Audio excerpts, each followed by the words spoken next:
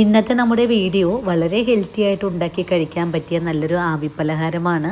അധികം ചേരുവകളൊന്നും തന്നെ ചേർക്കാതെ സിമ്പിളായിട്ട് എല്ലാവർക്കും ഉണ്ടാക്കിയെടുക്കാം. ഇതിനായിട്ട് 2 കപ്പ് അളവിലെ ഗോതമ്പ് പൊടിയും 1.5 കപ്പ് അളവിലെ ചോറും അരമുറി നാളികേരം തിരുമിയതും 50 ഗ്രാം അളവില് ബദാം പരിപ്പും എടുത്തു വെച്ചിട്ടുണ്ട്. ഇനി ഇതെല്ലാം ഒരു മിക്സർ ജാറിലേക്ക് മാറ്റിയിട്ട് ഒന്ന് കറക്കിയെടുക്കാം. ആദ്യമേ നാളികേരവും ബദാം പരിപ്പും ചേർത്തൊന്ന് കറക്കിയെടുത്തിട്ടുണ്ട്. അതിനുശേഷം ചോറും ഗോതമ്പ് പൊടിയും കൂടെ ചേർത്ത് വീണ്ടും നല്ലതുപോലെ ഒന്ന് കറക്കിയെടുക്കാം. ഇതുപോലെ കറക്കിയെടുത്തു കഴിഞ്ഞാൽ പിന്നെ നമുക്കിതിലേക്ക് മധുരത്തിന് ആവശ്യമായ ശർക്കരപ്പൊടി കൂടെ ചേർക്കാം. ഞാനിവിടെ 3/4 കപ്പ് ശർക്കരപ്പൊടിയും 1/4 ടീസ്പൂൺ അളവില് ഏലക്കപ്പൊടിയും കുറച്ചുപ്പും കൂടി ചേർത്ത് കൈകൊണ്ട് നല്ലതുപോലെ ഈ ഒരു പൊടി ഒന്ന് തിരുമ്മി കുഴച്ചെടുക്കാം. പൊടി കുഴച്ചെടുക്കാനായിട്ട് വെള്ളമൊന്നും തന്നെ ചേർക്കേണ്ട ആവശ്യമില്ല.